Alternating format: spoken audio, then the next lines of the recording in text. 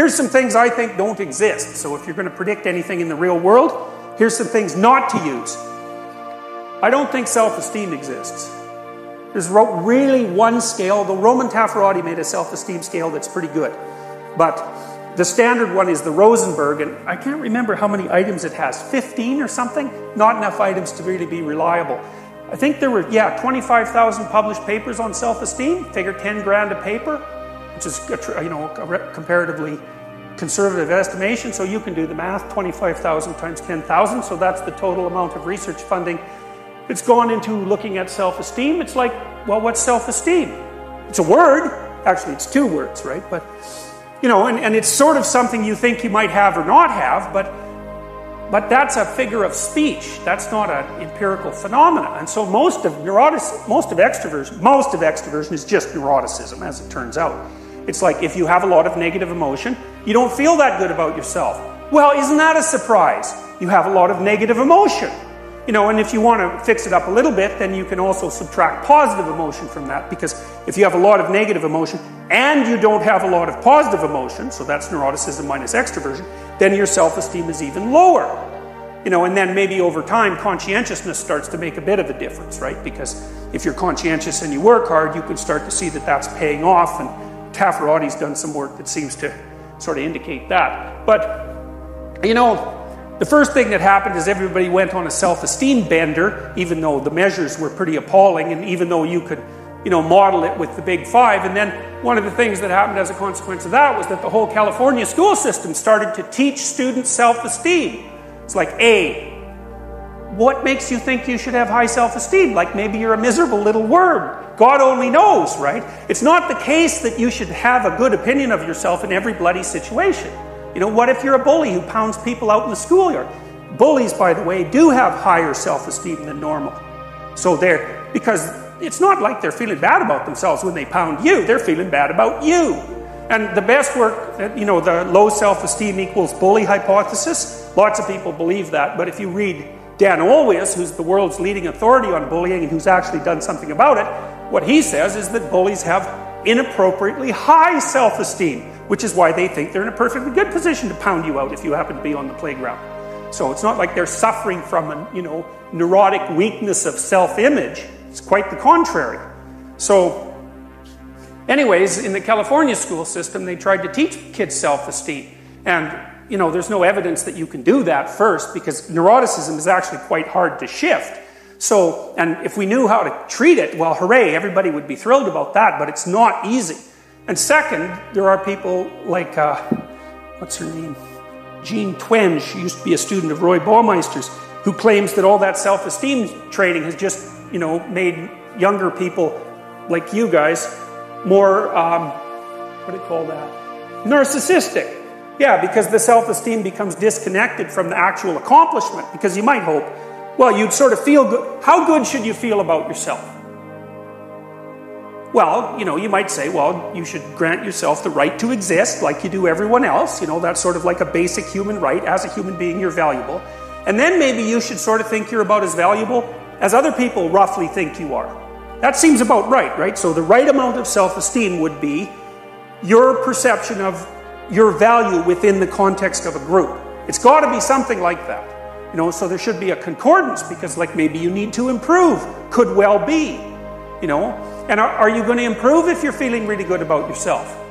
Well, the answer to that is, well, we don't know. How much misery about yourself do you have to have before you're motivated to improve yourself? None? Well, that doesn't seem right, but we also don't know whether it's shame or guilt or anxiety or pain or, these negative emotions that motivate you. Now, it's clear that if you have enough negative emotion, that can paralyze you.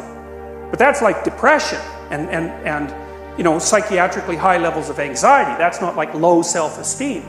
So that's a problem. I don't believe that working memory and executive function are distinguishable from IQ, especially G. Our research, we've done a lot of it. I've factor analyzed a battery of 10 dorsolateral prefrontal tests given to 3,000 people. It's a very big sample. We haven't published this for a variety of reasons, but one factor comes out. And Carroll's rule for IQ was you take cognitive tests, a bunch of them, You factor analyze them, you pull out the first factor, that's fluid intelligence. It's like, well, that's basically what we found. And so, if you look at the correlation between each of the single tests and the first factor, it's only about 0.3 or 0.4. But that's also what you find in IQ tests. You know, each individual test only correlates with the aggregate at about 0.3. But if you aggregate enough of them, you get fluid intelligence, and it's just as solid as a rock. So, emotional intelligence, not only does that probably not exist, because it's agreeableness, you know how you always hear you need emotional intelligence to thrive in the workplace? It's like, turns out that's exactly backwards. Disagreeable people do better as managers in the workplace. So it's actually, if you lack emotional intelligence, you're more likely to be an effective manager. So an emotional intelligence is a great, indicator of sort of pathology and psychology, because it was invented by a journalist. You can't just have some word invented by a journalist and then go make a whole bloody, enterprise out of it. You got to find out if it's really there. And there's not a lot of evidence that it is. And what does it mean anyways? Emotional intelligence. What does that mean? I can infer what you're feeling? Well, is that IQ? Like, are smart people better at that? Or like, am I mirroring you in some way? Or do I care for you? Like, maybe I can figure out exactly what you're feeling and I just don't give a damn. Is that still emotional intelligence? Well, I don't know, right? How would you separate that from sympathy or empathy? And what if you're over-sympathetic to someone? Is that emotional intelligence? Like, maybe you feel way too sorry for your children.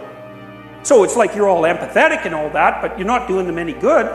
Or sometimes you would be, but sometimes you should say, quit whining, go the hell outside. Because that's the right response sometimes. So these things are not straightforward at all. And of course, emotional intelligence is generally measured with questionnaires.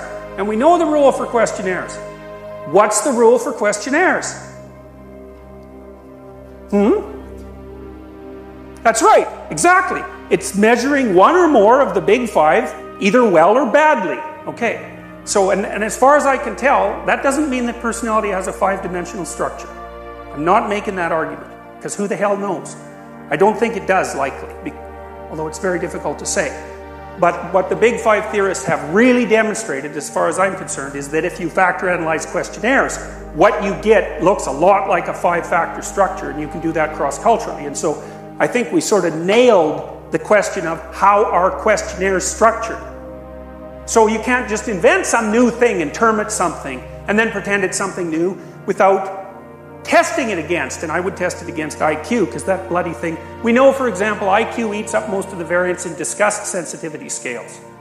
You'd think, well, why would IQ be related to disgust sensitivity? It's inversely related, by the way.